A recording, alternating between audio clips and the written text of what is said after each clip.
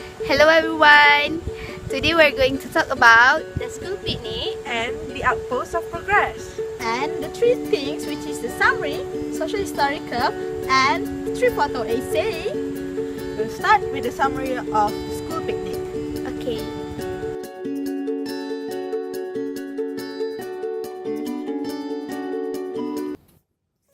the story tells about Miss Brown, a teacher learning at a Seoul-charged King Country School.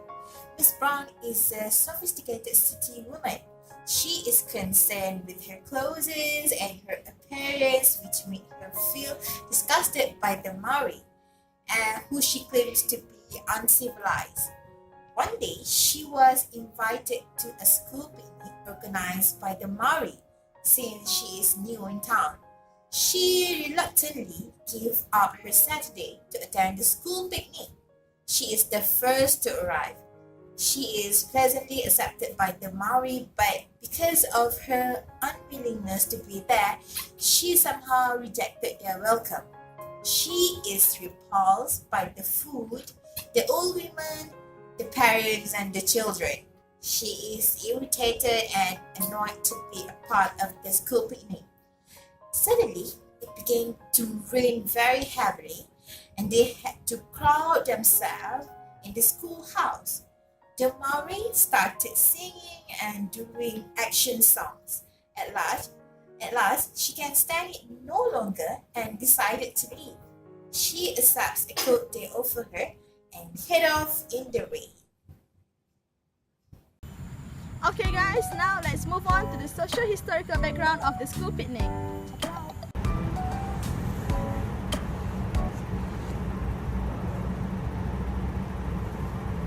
The colonization and settlement of Aotearoa, New Zealand started from the 1840s, which included the conflict between new settlers and Maori over access to land, the forceful alienation of Maori from their land through a series of judicial confiscations, and the resulting Maori resistance, which led to the New Zealand Wars of 1860 to 1870s. Economic depression in the 1880s resulted in dramatic rise of unemployment, fall of wages, deteriorating working conditions, and emerging underclass.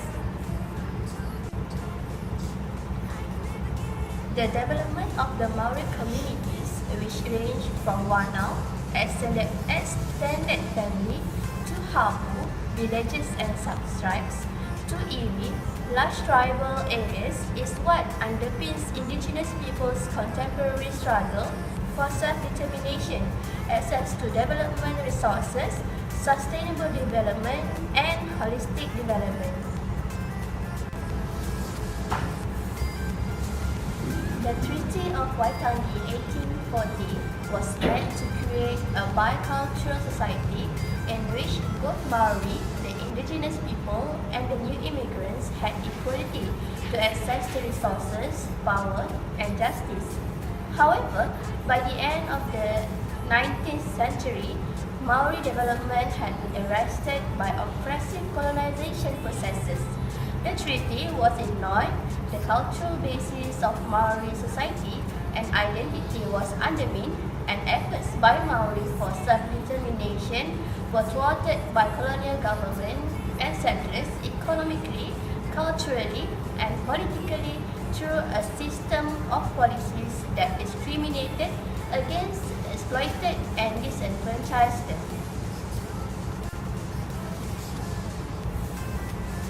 They were forcibly deprived of their land, resources, and power base.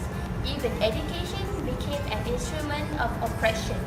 Racial attitudes against Maori were dominated by narrow-minded intolerance that perceived Maori as lazy, happy-go-lucky, and slovenly. Leading up to the end of the first century of colonization, Maori community development was seriously undermined by colonial policies that neither understood nor appreciated it. So we'll move on to the next section, which is the photo essays of the school picnic. We have chosen this picture because it perfectly describes the line on page 877, which was, all she could see of most of them was a small brown head lolling out a blanket on the mother's back or staring big-eyed over the mother's shoulder.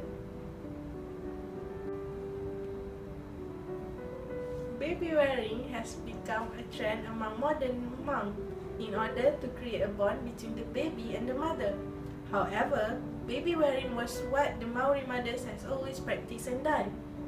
These carriers were made out of the muka of the harakiki or flax, and it would have taken weeks for them to make it strong enough for a baby carrier. We have agreed on this picture because it visualizes the line on page 880. Then the man lined up and started a vigorous song. This line shows binary opposition through the characterization of the Maoris. The Maori man's action was signified as a vigorous act. Though it was just an innocent act of entertainment, they were just singing and dancing. This vigorous act, said in the story, is called kapa haka. Kapa means line and haka means dance, so kapa haka simply means dancing in line. This is an example of kapa haka.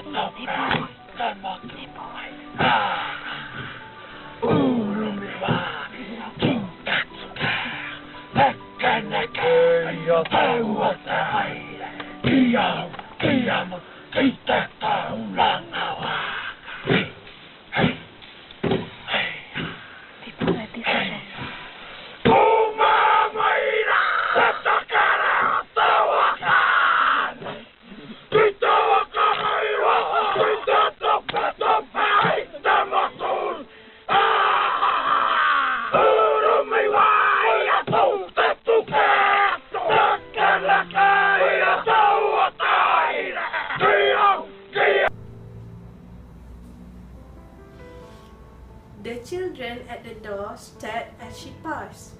They both had runny nose, was said on page 876, and this picture described it very well. This picture shows the physical features of Maori girls, which is not as bad as told in the story. Throughout the short story, Miss Brown and the narrator has described the Maori children as if they were some disgusting little creatures. So this is something worth knowing about Maori children. Male children were expected to follow the footsteps of their father, and the female children is to follow the steps of their mother. This is reflected in the proverb, Nga tamariki tane kawai ki te uretu. Nga tamariki wahine kawai ki te ukaipo, which means boys should be manly and girls should be motherly. Okay, let's proceed with the summary of the Outpost of Progress.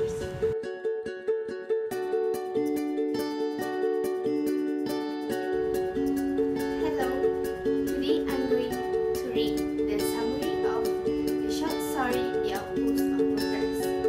Part 1. An unsuccessful painter has been established as a chief of a trading outpost somewhere in Africa. When he dies of a fever, his replacement is Kayet, with Carlier as assistant. However, the business is actually run by Mahola, who is from Sierra Leone. The director of the trading company thinks that the two men that he sent are quite useless. They themselves feel vulnerable being cut off from civilization, and each hopes that the other will not die because they would not like to be left alone. Kate is there to earn a dowry for his daughter. Carlier has been sent there by his family because He has no money and he is completely idle. They make a perfunctory attempt to improve their sparse quarters, then give up, taking no interest at all in the life that surrounds them. Makula conducts all trade with the local population, swiping ivory for cheap, rubbishly European goods. The two men got caught up childishly in their reading of novels by Dumas, Fenimore Cooper, and Balzac that the director has left behind. They are supported by and dependent upon produce donated by Gobila, the chief of a nearby village. One day, they are visited by a menacing group of strangers carrying weapons. The two men do not know what to do, so Makula deals with them but does not report the results. That night, there is a lot of drumming and gunshots heard. Part 2. The station has a staff of native workers who come from a distant tribe. Makula reports that the armed traders who are from Luanda wish to sell some ivory.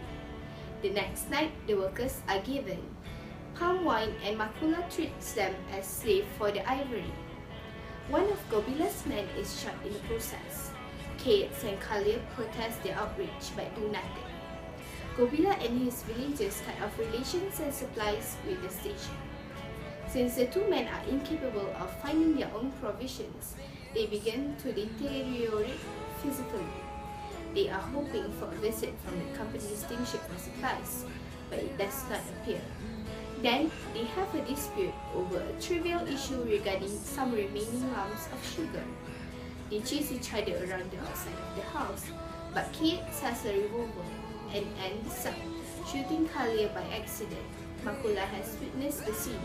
They agree to report that Kalia died of a fever and he will be buried next day. The next morning, the station is engulfed in a mist. Kate's awake to find Kalia's body next to him and he panics with fright. At the same moment, the company's steamer arrives on the river, and Kate's fear that civilization is coming to judge and condemn him. He commits suicide by hanging himself on the cross marking his predecessor's grave. We'll continue with the socio-historical background of the Outpost of Workers. Okay, hello guys. So now I'm going to take on the socio-historical of Africans.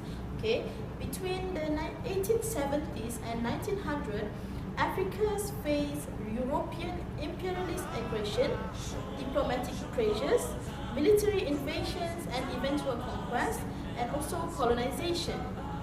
At the same time, African societies put up various forms of resistance against the attempt to colonize their countries and impose foreign domination. The European imperialist push into Africa was motivated by three main factors: economical, political, and social. The imperative of capitalist industrialization, including the demand of the raw materials, spurred the European to conquest Africa. As a result of industrialization, major social problems rose in Europe.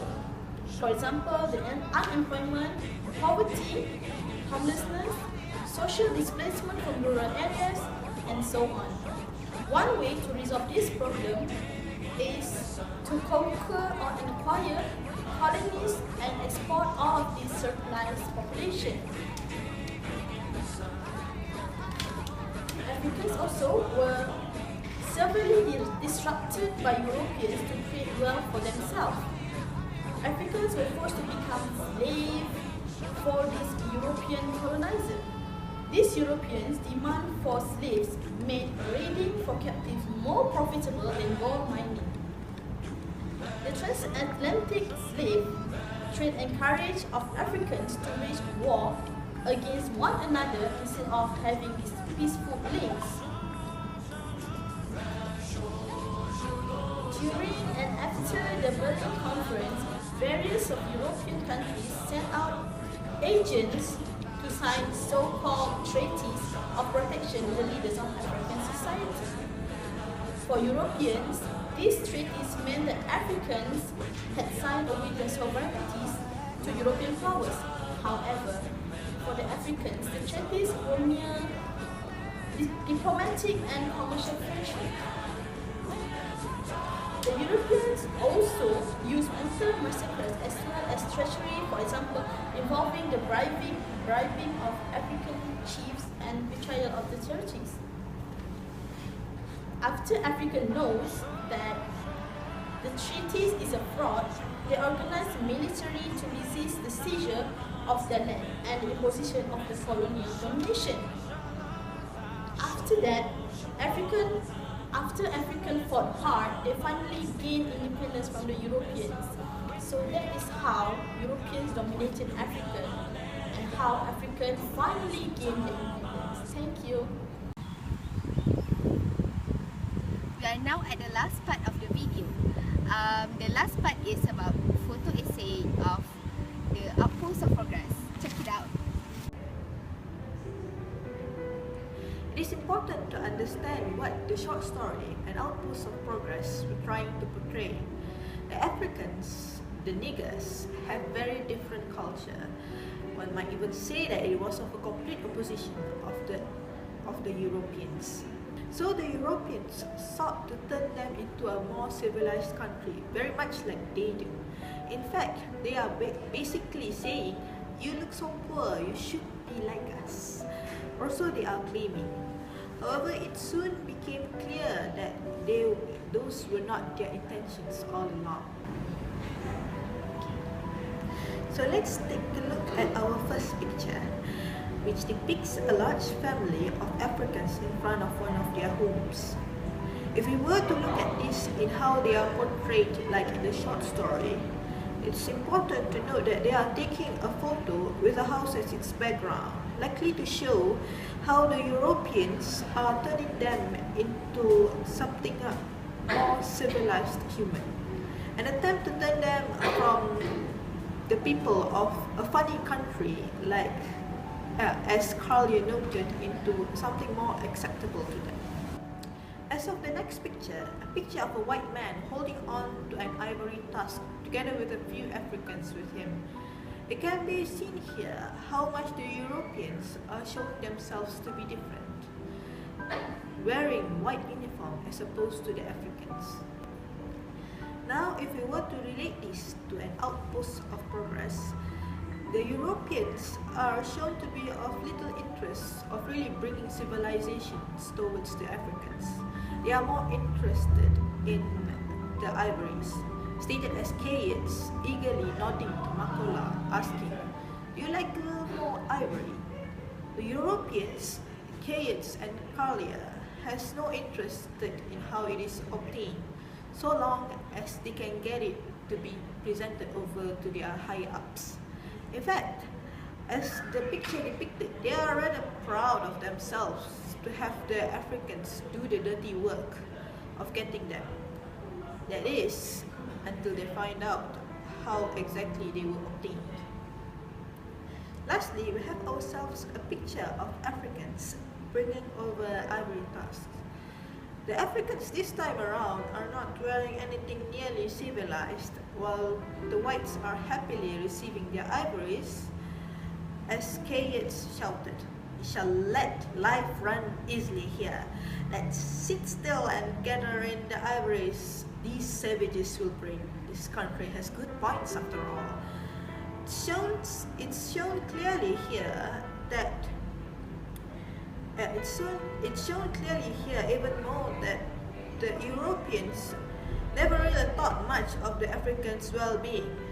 It is fine for them to be working in such an uncivilized manner of labor and hard work while they wait in bliss.